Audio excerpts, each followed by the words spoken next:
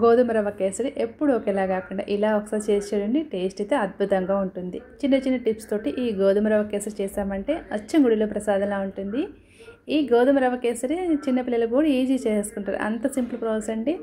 So చాలా సింపుల్గా ఈ రవ్వ కేసరి చేసుకోవచ్చు. నార్మల్గా చేసే కేసరి కంటే ఇలా చేస్తే టేస్ట్ అయితే అద్భుతంగా ఉంటుంది. ఈ కేసరి నిమిషాల్లో ప్రిపేర్ చేసుకోవచ్చు. చల్లారిన అస్సలు కట్టుపడకుండా చాలా సాఫ్ట్గా ఉంటుంది. చిన్న చిన్న టిప్స్ తోటి ప్రిపేర్ చేసుకున్నామంటే. సో ఈ కేసరి ఎలా ప్రిపేర్ చేసుకోవాలంటే స్టవ్ ఆన్ చేసి ప్యాన్ పెట్టుకొని నెయ్యి కానీ ఆయిల్ కానీ యూస్ చేసుకోవాలి. నేనైతే నెయ్యి యూస్ చేస్తున్నాను, లేదంటే సగం నెయ్యి సగం ఆయిల్ అని యూస్ చేయొచ్చు. నెయ్యి వేడెక్కిన తర్వాత ఫస్ట్ అయితే కొన్ని పచ్చి కొబ్బరి ముక్కలు వేసి ఫ్రై చేసుకోవాలి. ఎండు కొబ్బరి ముక్కలు వేసామంటే తొందరగా ఫ్రై అయిపోతాయి అన్నమాట. సో పచ్చి కొబ్బరి ముక్కలు అయితే కొంచెం టైం పడుతుంది. కొబ్బరి ముక్కలు లైట్గా ఫ్రై అయిన తర్వాత ఇందులోకి మనకు నచ్చిన డ్రై ఫ్రూట్స్ వేసి ఫ్రై చేసుకోవాలి. చూడండి, ఈ మాత్రం కలర్ వస్తే సరిపోతుంది. ఇప్పుడు డ్రై ఫ్రూట్స్ కూడా వేసి చక్కగా ఫ్రై చేసుకోవాలి. డ్రై ఫ్రూట్స్ కానీ కొబ్బరి ముక్కలు కానీ ఎక్కువ వేసుకుంటేనే బాగుంటుంది అన్నమాట టేస్ట్. ఇలా అన్నీ కూడా ఈవెన్గా ఫ్రై అయిన తర్వాత వీటిని తీసి పక్కన పెట్టేసుకోవాలి. ఇక్కడ ఆప్షన్ అనమాట, మనకు నచ్చిన డ్రై ఫ్రూట్స్ ఏవైనా వేసుకోవచ్చు. నేనైతే పూర్తిగా నెయ్యి యూస్ చేశానంటే, మీరు కావాలనుకుంటే ఆయిల్ అని యూస్ చేయొచ్చు, లేదంటే సగం నెయ్యి సగం ఆయిల్ అని యూస్ చేయొచ్చు. ఇలా కలర్ వచ్చిన తర్వాత ఈ డ్రై ఫ్రూట్స్ని నెయ్యిలోంచి తీసి పక్కన పెట్టేసుకోవాలి. ఇప్పుడు ఇదే నెయ్యిలో గోధుమ రవ్వ కూడా వేసుకోవాలి. గోధుమ రవ్వ చూస్తారు కదా, ఏమన్నా డస్ట్ లాంటిది ఉంటే జల్లెడ పట్టేసుకోండి, చాలా బాగుంటుంది పలుకులు పలుకుల్లాగా. రవ్వ వేసిన తర్వాత సువాసన వచ్చేంత వరకు ఫ్రై చేసుకోవాలి. గోధుమ రవ్వ అయినా ఉప్మా రవ్వ అయినా ఏ రవ్వ అయినా సరే నెయ్యిలో వేయించుకుంటేనే టేస్ట్ బాగుంటుందండి. అది కూడా మంటను లో ఫ్లేమ్లోకి అడ్జస్ట్ చేసుకొని సువాసన వచ్చేంత వరకు ఫ్రై చేసుకోవాలి. ఇలా ఫ్రై చేసుకోవాలన్నమాట. అదే బొంబాయి రవ్వతో చేసామంటే ఎక్కువ టైం పడుతుంది. గోధుమ రవ్వ తొందరగా కలర్ చేంజ్ అయిపోతుంది అనమాట. సో చూసుకొని దగ్గరుండి ఫ్రై చేసుకోవాలి.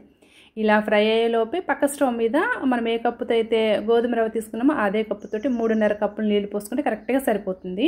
నేనైతే నీళ్లు పక్క స్టవ్ మీద వేడి చేసుకుంటున్నాను. చూడండి, 3.5 కప్పులు నీళ్ళు అయితే ఎగ్జాక్ట్గా సరిపోతుంది అనమాట.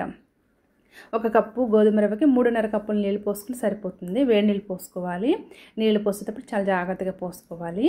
నీళ్ళు పోసిన తర్వాత అంతా ఈవెన్గా మిక్స్ చేసుకోవాలి. మీడియం ఫ్లేమ్లో దీన్ని ప్రిపేర్ చేసుకోవాలన్నమాట.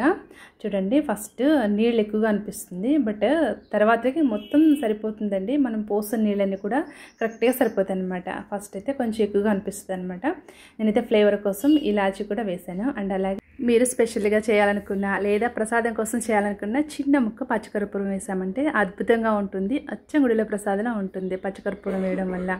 ఇంకా స్పెషల్గా ఉండాలంటే జాజికాయ ఉంటుంది కదా, మనం బిర్యానీలో యూస్ చేస్తాం జాజికాయ, దాన్ని చిన్న ముక్క పొడిని వేసుకున్నా సరే టేస్ట్ అయితే సూపర్గా ఉంటుంది. నేనైతే ఓన్లీ ఇలాచీ అండ్ పచ్చికర్పూరం వేసాను.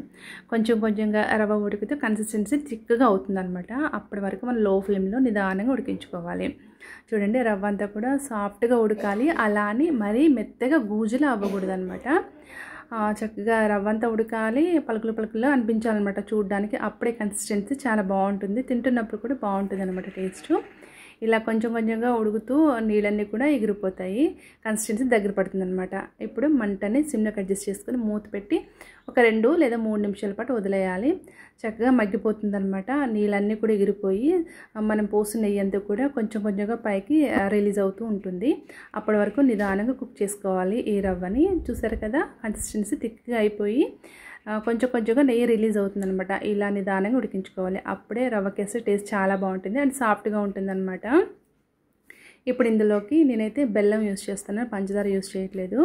మనం ఏ కప్పుతో అయితే రవ్వ తీసుకున్నామో అదే కప్పుతోటి బెల్లం కూడా వేసుకోవాలన్నమాట. అండ్ అలాగే జస్ట్ 1 స్పూన్ పంచదార వేసాను. పంచదార కొంచెం వేసుకోవడం వల్ల టేస్ట్ అండ్ స్వీట్ అనేది బ్యాలెన్స్డ్గా ఉంటుందన్నమాట. బట్ నేనైతే బెల్లమే యూస్ చేశాను. మీరు కావాలనుకుంటే బెల్లం ప్లేస్లో ఓన్లీ షుగర్ కూడా యూస్ చేసుకోవచ్చు. బెల్లం వేసిన తర్వాత పాకంలాగా ఫామ్ అయ్యి మళ్ళీ జారుగా అవుతుందన్నమాట. జారుగా అయింది కదా, ఇప్పుడు ఇలా కలుపుకుంటూ ఉంటే జారుగా అవుతుంది కదా, మళ్ళీ కన్సిస్టెన్సీ థిక్గా అయ్యేంత వరకు కలుపుకుంటూ ఉండాలన్నమాట. ఈ టైంలో అడుగు పట్టేస్తుంది అనమాట. సో దగ్గరుండి నిదానంగా కలుపుకోవాలి. చూసారు కదా, కొంచెం కొంచెంగా దగ్గర పడుతూ నెయ్యి అంతా కూడా మళ్ళీ బయటికి రిలీజ్ అవుతుంది. ఇలా కుక్ చేసుకోవాలన్నమాట. అప్పుడే కేసరి టేస్ట్ చాలా బాగుంటుంది. అండ్ ఒక 2-3 రోజుల పాటు ఫ్రెష్గా ఉంటుందన్నమాట.